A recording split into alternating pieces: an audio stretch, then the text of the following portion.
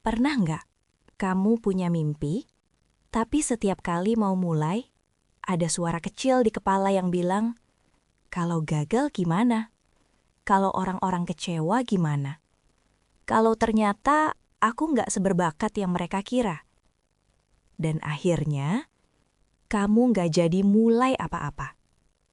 Bukan karena kamu nggak mau, tapi karena takut. Aku mau jujur. Banyak dari kita bukan takut gagal. Kita takut gagal di depan orang lain. Takut dilihat salah, takut dicap tidak kompeten, takut meruntuhkan ekspektasi yang sudah terlanjur tinggi. Kita tumbuh dengan kalimat-kalimat seperti, "Jangan bikin malu keluarga. Kamu kan anak pintar. Sayang banget kalau nggak jadi apa-apa."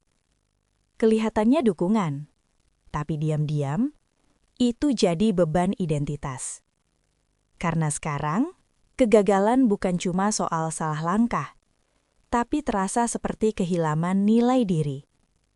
Makanya, banyak orang lebih memilih aman daripada jujur, lebih memilih terlihat baik daripada berkembang, lebih memilih menunda daripada mencoba. Karena di kepala kita, gagal itu bukan proses. Gagal itu vonis. Dan ada satu ketakutan yang lebih dalam lagi. Takut mengecewakan orang yang kita cintai. Orang tua, pasangan, atasan, atau bahkan versi ideal diri kita sendiri. Kita jadi orang yang selalu bilang iya, selalu mikirin perasaan orang lain, selalu menunda kebutuhan diri sendiri. Sampai suatu hari, kita capek. Tapi nggak tahu kenapa. Aku pernah sampai di titik itu. Bekerja keras, terlihat baik-baik saja, dipercaya banyak orang. Tapi tiap malam nanya, ini hidupku atau hidup yang aku jalani supaya orang lain nggak kecewa? Dan pertanyaan itu nggak enak, tapi jujur. Disitulah aku sadar satu hal penting.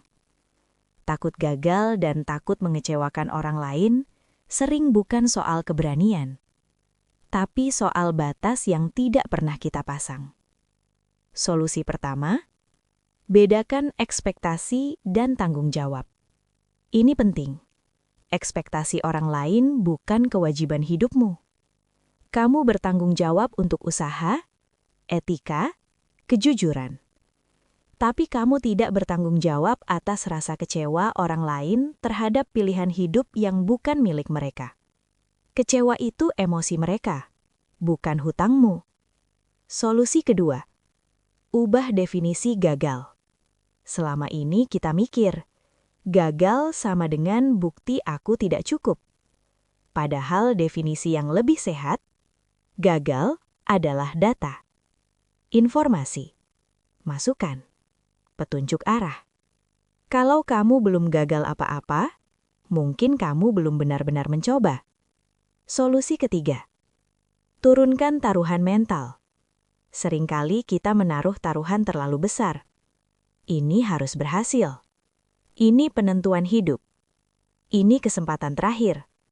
Padahal, sebagian besar langkah hidup itu eksperimen, bukan ujian akhir. Coba ganti kalimat di kepala. Aku mau coba, bukan harus berhasil. Tekanan langsung turun. Solusi keempat, berhenti menjadi versi yang disukai semua orang. Ini pahit, tapi nyata.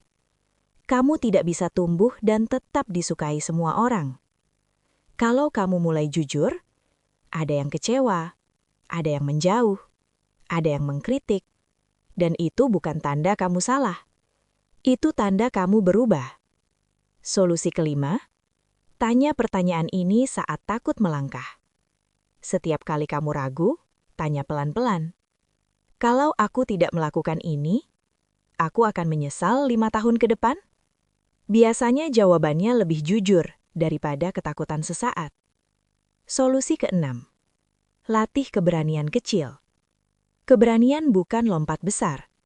Keberanian itu mengatakan tidak, mengungkapkan pendapat, mengambil satu langkah kecil meski gemetar. Kepercayaan diri tidak datang duluan. Dia menyusul setelah kamu bergerak. Dan ada satu kebenaran yang mungkin paling berat, bahwa orang yang benar-benar peduli padamu akan lebih sedih melihatmu tidak hidup sebagai diri sendiri daripada melihatmu gagal. Tenang, kamu nggak sendirian. Kalau hari ini kamu lagi takut gagal, takut salah, takut mengecewakan, dengerin baik-baik. Kamu tidak hidup untuk memenuhi narasi semua orang. Kamu hidup untuk membangun hidup yang bisa kamu jalani dengan jujur. Dan kadang, itu berarti ada yang kecewa. Tapi kamu tetap berdiri. Karena kegagalan bisa diperbaiki. Tapi hidup yang tidak pernah kamu jalani, itu penyesalan yang paling mahal. Pelan-pelan aja. Tak perlu sempurna. Yang penting bergerak jujur. Kalau kamu sampai di sini, mungkin kamu memang sedang berada di persimpangan. Dan kalau iya, aku cuma mau bilang satu hal.